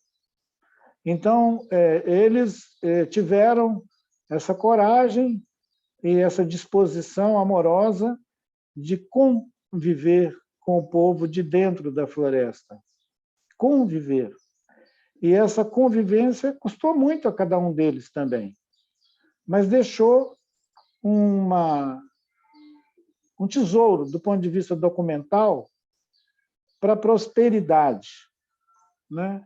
E quem quiser, quem tiver vontade, vai poder olhar a trilha sangrenta de ocupação da Amazônia, promovida pelo Estado brasileiro, numa época que essas jornadas implicavam na mobilização de grandes contingentes humanos. Serra Pelada não nasceu de graça, ela foi produzida. E eu estou com uma desconfiança, gente, de que a gente produziu, quando construiu Santo Antônio, Giral e Belo Monte, a nova horda de brasileiros miseráveis que vai comer o que ainda resta de floresta. 20 mil deles estão lá dentro da terra Yanomami. Eu acho que, se rastrear aqueles garimpeiros, vão descobrir que eles trabalharam no canteiro de obras de Santo Antônio e Giral. Eu me lembro que eles fizeram, os trabalhadores se revoltaram contra as empreiteiras numa época, e o número de homens rebelados dentro daquele canteiro de obras deixou o governo com a perna bamba. E eles negociaram os termos para eles continuarem. Parece que eles saíram meio chateados daquelas obras. E para onde você acha que eles foram? Para onde foram os despachados de Santo Antônio de Giral? Para onde foram os de Belo Monte? Para onde vão também os da Belo Sum e de tudo? Então, agora a gente tem um ventre de produzir pobreza dentro da Amazônia instalado, não precisa mobilizar gaúcho, nem paranaense, não precisa levar os mineiros para lá, porque já tem um ventre doente na Amazônia, produzindo pobreza. Como diz o Eduardo Viveiros de Castro, o Brasil se especializou no pobre, produziu o pobre. Produzia pobreza, obviamente, e fazer a dinâmica dessa pobreza operar. Operar em nome de uma distopia.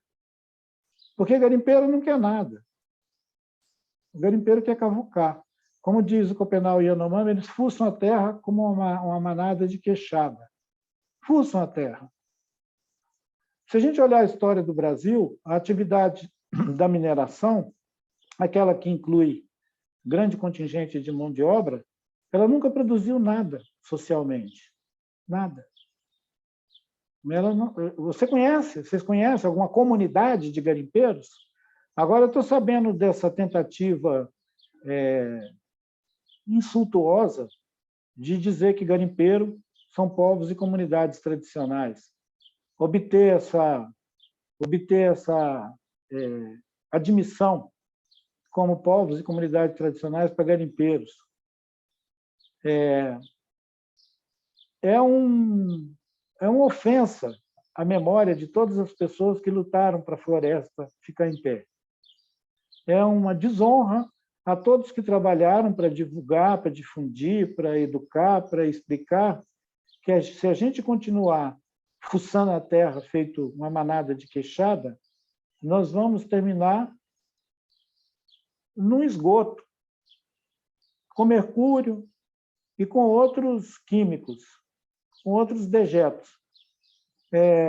Eu fiquei muito emocionado de estar aqui com vocês. Eu estou fazendo uma fala totalmente movida por esse estado de emoção. Eu vi alguns anciãos do povo Chavante, vi meu querido Cipacé lá, naquele encontro memorável, aí na UCG, vi outros amigos que já morreram também, entre eles o Chico, né? E então nós estamos, na verdade, quase que fazendo um Quarupi aqui, o Quarupi do Adrian Cal. Um monte de amigos olhando a passagem dele e de muitos dos seus companheiros, que não estão mais vivos. Então, até isso constitui uma nova camada de história para nós compartilharmos com a gente que está por aqui e com aqueles que virão depois de nós, para a gente não perder o fio da meada, né? Se a gente pode ter 1000 quilômetros de imagens que constituem uma acusação contra o tipo de ocupação que nós fazemos de territórios, ela deve muito à coragem, ao amor, à dedicação desse nosso querido Adriano e daqueles que foram junto com ele arriscar suas vidas. Gostei muito quando o Brent lembrou do nosso querido Vanderlei, o Vanderlei de Castro, que é como se fosse o batedor dessa grande aventura, porque em alguns lugares ele ia antes que a equipe, ele ia para levantar contatos. Talvez seja nisso que o Chay Felipe viu uma ação guerrilheira, porque a guerrilha mandava um batedor na frente para descobrir onde passar, como entrar, com quem conversar, e nem sempre dava certo. Às vezes, quando eles desciam, eles levavam chumbo e sabotagem.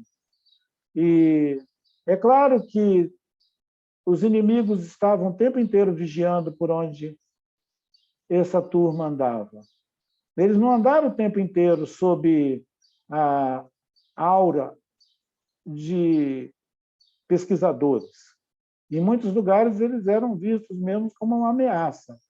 Eram amigos dos índios. E ser amigos dos índios já é um defeito.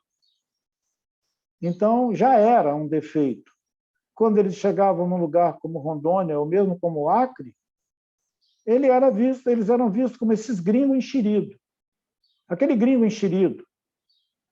Então, assim, ele era acolhido nas aldeias como um querido amigo, a chegada dele era uma animação, porque mostrava que tinha gente vendo o que estava acontecendo dentro da floresta. Mas era também uma razão de incômodo para o governador, para o prefeito, para as autoridades locais. Eles sabiam, eles falavam, aquele gringo está andando por aí. Eu me lembro que eu fui uma vez com ele, não sei se o Brent estava junto, numa reunião com o governador Ângelo Angelim. É bem capaz que o Brent se lembra. Então, era o Adrian entrando na sala do governador, atrás da gente, para a gente perguntar para o governador como é que ficava essa história de pegar dinheiro do Banco Mundial para asfaltar a BR-364 de Porto Velho para Rio Branco. Então, a gente se metia em conversas de alta voltagem. Era o Banco Mundial, era o governador de Rondônia, era o governador do Acre, era o ministro do interior, essa gente que sempre habitou a política brasileira de uma maneira do interesse pessoal. Dizem que a gente vive numa república. Um dia eu queria conhecer um espécime que pudesse ser comprovado como republicano. Um espécime, pelo menos, uma amostra grátis de um republicano. Porque, infelizmente, eu só vi gente ocupando cargo público no Brasil no interesse próprio. Uma sesmaria. Alguns deles perpetuam seus netos e filhos no poder, igual o Sarney, até hoje. Então, é duro olhar de dentro da floresta e ver tanta manipulação e tanta negação, e talvez na história do nosso país agora a gente esteja vivendo um dos momentos mais graves dessa violência, porque ela quer desconstruir a história. É muito interessante porque os movimentos sociais adotaram o termo desconstruir. Vamos desconstruir isso, vamos desconstruir aquilo. E parece que a direita já vem fazendo isso há muito tempo, desconstruindo a história. Uma maneira da gente não permitir que isso aconteça é seguir valorizando esses acervos que foram protegidos, não se esquecer que as cinematecas pegam fogo. E nós vimos o que aconteceu com o Museu Nacional. Então, assim, ficar sempre alerta. Nós não somos escoteiros, mas vamos ficar sempre alerta, porque é um acervo importante. Ainda bem que agora ele está num formato que ele pode ser compartilhado em vários endereços, não precisa ficar tão vulnerável. Isso é muito importante. E eu acho que nós estamos contando com a presença da história no nosso lado. O negacionismo é o negacionismo. Eles vão continuar rasgando a história e queimando filmes. Então, nós precisamos saudar aqueles que têm engajamento, que trabalham. Quero cumprimentar todos vocês que ajudaram a dar essa configuração para essa obra incomum. Que coisa boa! De vez em quando a gente consegue celebrar um autor, né? A gente fez isso com a obra do André Tonati, aqui no Fórum DOC, em Minas Gerais, foi feita uma amostra do acervo, né, da filmografia do André Tonati, e todo mundo ficou tão feliz de celebrar essa obra. A gente pode fazer isso também com a obra do Adrian, celebrar essa obra, arrumar uma maneira de exibir ela nas universidades, nos campos, em espaços públicos, dar visibilidade para ela, fazê-la ser socializada, para que ela seja também protegida. Porque se todo mundo souber que ela existe, estiver interessado nela, ela ganha proteção. Eu fico muito feliz de ter podido falar com vocês um pouco. É claro que vocês talvez esperassem que eu trouxesse alguma lembrança preciosa de ter convivido com o Adrian, mas vamos dizer que, às vezes, o que fica é o afeto. e sempre foi uma pessoa de presença muito viva. E uma vez, passando por São Paulo, teve uma iniciativa intencional do Vanderlei de ir para São Paulo, me apanhar, depois me juntar com Adrian e o Vicente para me apresentar a eles. E óbvio que eles resolveram levar a gente para jantar. Era uma daquelas final de dia frio e feio em São Paulo, mas ele se transformou numa festa, porque a gente foi jantar, contar história, rir, brincar. E foi a primeira notícia que eu tive disso que o Felipe comentou, de que o nosso amigo Adrian era meio chinês. E eu acho que essa coisa dele de observar que a floresta é som é a parte chinesa dele. Ele é uma pessoa muito querida, todos nós amamos ele. Então, como a gente sabe que nem tudo se acaba de uma vez, ele está assistindo o filme junto com a gente, discreto na dele, quem sabe bebendo um uísque. Então, aquele abraço para o Adrian e para todo mundo que já foi. E um abraço para vocês todos que me acolheram aqui, me dando esse presente. Obrigado, queridos. Um abraço. Obrigada a você, Ailton. Muito obrigado por trazer toda essa sabedoria e compartilhar com a gente essa sua visão e experiência.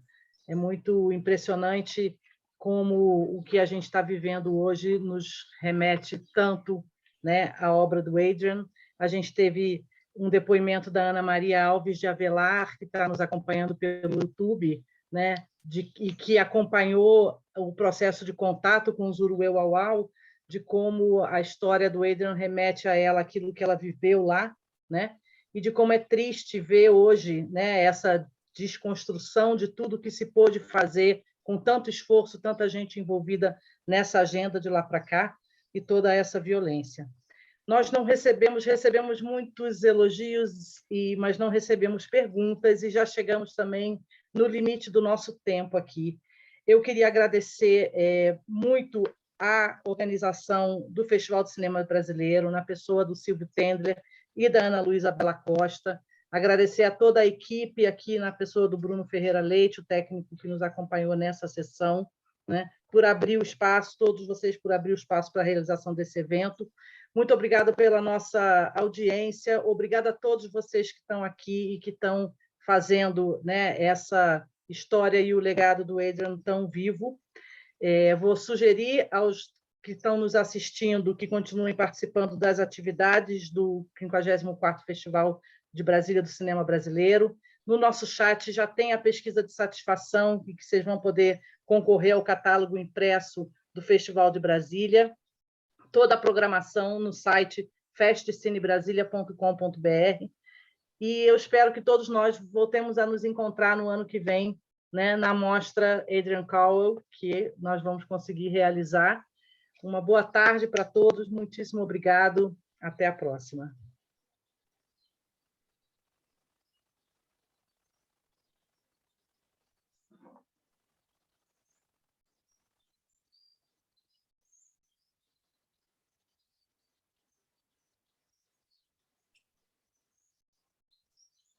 Obrigada.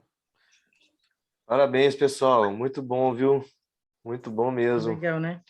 Muito bom. Muito bom. Gente, muito obrigada, gente. Parabéns. Foi incrível. Muito incrível. Muito necessário. A gente já parou a transmissão, tá? Já podem conversar entre si. Pode se abraçar? Bom. Né? Rafa, todo mundo. Saiu maravilhoso, Adriana. Maravilhoso, Brent, o convite. Até falei para o Brent agora. Estão me ouvindo? Estamos. Sim. Até mandei uma mensagem. Brent, aproveitando a convocação geral. Muito bom. Uma vez a nossa mostra. Gente, maravilhoso. Muito obrigado, muito obrigado. Maravilhoso. Bom, obrigado a vocês. Um abraço. Incrível, gente. O festival agradece imensamente a presença de vocês e disponibilidade para estar com a gente. Foi uma mesa super linda e necessária. Muito obrigada. Obrigada a você, Ivana. Foi ótimo. Abração, Tchau, gente. Boa tarde. Gente. Obrigadão. Obrigadão.